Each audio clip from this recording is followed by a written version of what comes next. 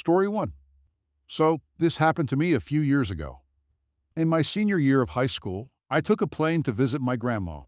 The flight went from Baltimore to Pittsburgh, Pittsburgh to Vegas, and then Vegas to Boise. The flight from Baltimore was almost empty, and since it was with Southwest Airlines, I could choose my own seat. I was on the same plane until Vegas. I selected the last row of the plane by the window, put my earbuds in, and took a nap until Pittsburgh. When the plane landed, I went to the bathroom while people were boarding. To save my spot, I left my backpack in my seat and put my jacket on the seat before leaving. When I got back, I noticed a pregnant lady sitting in my seat, and her husband was sitting in the aisle seat. My jacket was thrown on the ground in the aisle, with my backpack underneath it, which contained my laptop. Kind of annoyed, I pointed out that I was previously sitting in the window seat and asked if I could have my seat back. "Can't you see that I am pregnant and need this seat?" she said aggressively. I then looked at the husband and asked if he could please scoot over and sit next to his wife. This guy looked me in the eyes and said, "Sorry, but we are allowed to choose our own seats," and I chose the aisle seat. Being a high school senior, I wasn't that big of a guy, but I was still not happy to be sitting in the center seat.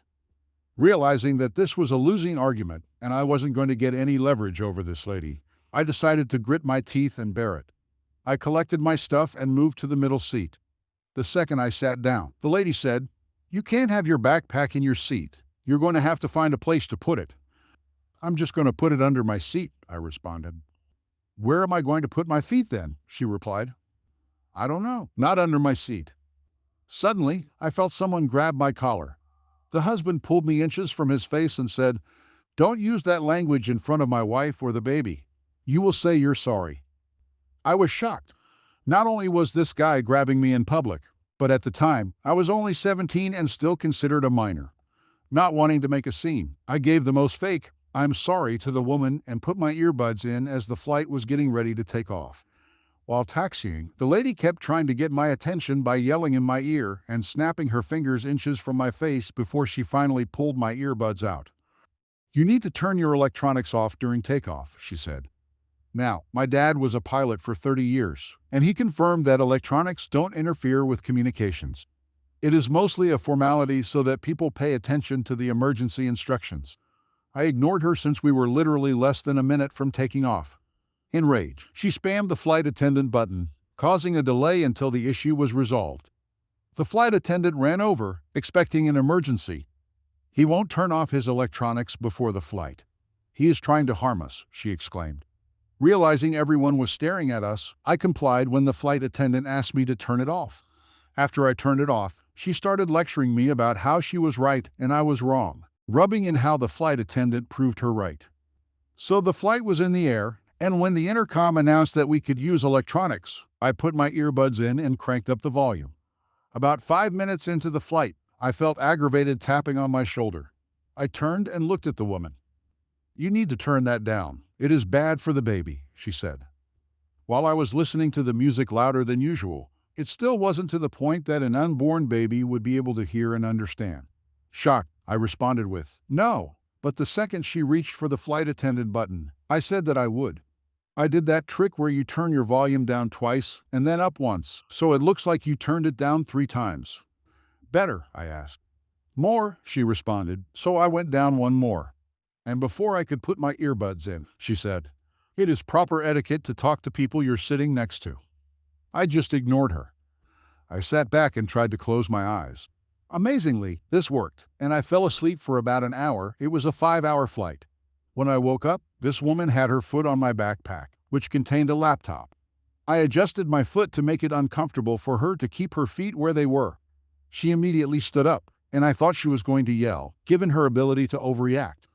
But it turned out she was just getting up to go to the bathroom. As she got past me and her husband, a brilliant idea popped into my head. The second she stepped into the bathroom, I got ready to move my stuff over to the window seat. As I grabbed my backpack and shifted my momentum, I felt a hand grab me. I had not considered the husband. "You are not taking my wife's seat," he said. "Sir, I have to warn you that you are grabbing a minor. If I feel like it, I could scream that you are attacking me or making inappropriate advances on me," I responded as he let go and I moved over to the seat I had before.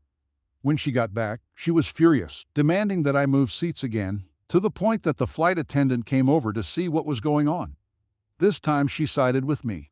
When she asked her husband to make me move, I looked him dead in the eyes, and he went back to reading his book.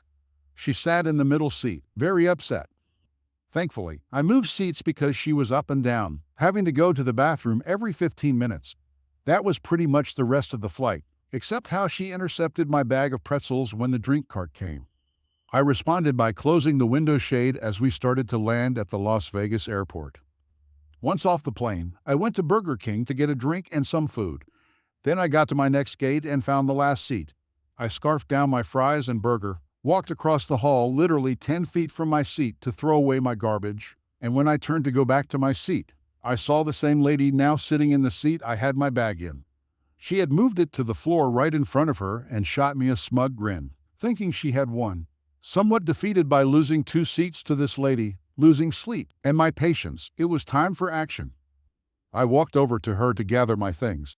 As I got to her, I looked her dead in the eyes, raised my right hand, fingers spread, and hovered it right over her stomach. I looked down at my hand, then back at her eyes. "I just cursed your baby," I said straight-faced, turned around 180 degrees, walked across the hall, and sat down on the floor, staring at her intensely. Now, I don't believe in curses, nor do I think I have the ability to place a curse, but this lady believed it. Her face was left expressionless, and she just started weeping to herself as I sat and watched. When her husband came over to see what was wrong, and she told him, he instantly stormed over to me, knocked the drink out of my hand, grabbed me by the collar, and got right in my face.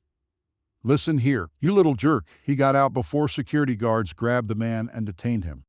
The Federal Aviation Administration doesn't mess around with whom they hire. One guard asked me why this guy was angry, and I said that his wife had taken my seat, and I made a comment under my breath, and he got upset with me. The officer asked for my name and identification and saw that I was a minor. He asked if I wanted to press charges, and I told him yes, but that I also didn't want to miss my flight. He understood and let me go, then informed the Southwest Airlines gate attendant to please keep track of me in case they needed more information.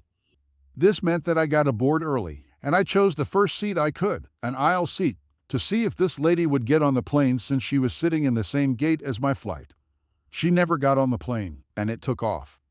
Halfway through the flight attendant asked me if I had put a curse on the baby, and I responded with, "I don't know magic." 20 minutes later, the flight attendant told me that unfortunately, I would not be able to press charges on them due to being a minor, but that they missed their flight and would have to buy a new ticket to their final destination with another airline. With 5 words, I cost this unpleasant woman and her rude husband around $500. Story 2. This is a story that has been told to me by my mother about her father and his friend's family back in the mid-1960s. Now, a bit of background here. My grandfather and his friend were childhood friends and were as close as could be. They were both first-generation Americans to Polish immigrants, and both had jobs at the local water treatment plant. They were inseparable, living on the same street, taking vacations together, going bowling every week, and doing whatever else average Americans in the 1960s did. This was true for their kids as well, who were mostly around the same age, late teens to early 20s, except for my mom, who was 8 at the time. One Sunday, when the friend was supposed to come over to watch football, he failed to show up. His friend was always punctual, so this got my grandfather very concerned. Naturally, he called his house to see what was the matter. His friend was inconsolable, on the verge of tears. This alarmed my grandfather because this guy was a World War II veteran who had seen a lot of battle and never showed his emotions. My grandfather quickly found out that the reason was that early that morning, he found his eldest daughter on the front porch badly injured. She had recently broken up with her fiancé and had gone over to his place the night before to get some of her things. The two of them got into an argument, which escalated into him beating and harassing her badly. After it was over, she just walked home in shock. Since in her state, she had left her keys at his place. She sat on the porch until her father woke up and went out for the morning paper. My grandfather was fuming over this and asked him if they had called the police. His friend said that he did, but there was nothing they could do. He explained that the ex-fiancée had a rock-solid alibi from all of his friends who said they were out drinking that night. When combined with them having a publicly known falling out, Him being the son of a city councilman, and it being the 1960s, the cops pretty much shrugged and did nothing. Now, even though my mom was so young, she still remembers how quickly he turned from anger to emotionless and almost robotic when he said, "I wouldn't worry about it," meaning the investigation. These things have a way of working themselves out, and then saying he would call him back later. My grandfather then told my grandmother, who was in the room and very concerned, that he needed to go run an errand. An hour later, he came back as if nothing had happened. A few weeks had gone by, and the friend's daughter was slowly healing, but was still in a bad place. The friend was still trying to get something done with the case, but kept hitting a wall due to who the guy was. One day, my grandfather suggested they all go to the state fair, which had just come into town, to take their minds off the incident. His friend didn't want to, but my grandfather insisted, saying that he would even pay. So they all went to the fair and had a pretty good time. The entire time, my grandfather insisted on taking group photos together. He even bought several souvenirs for the kids. My mom got a teddy bear, which she still has. When the day was over, they drove home and then found a couple of police cars in front of the friend's house.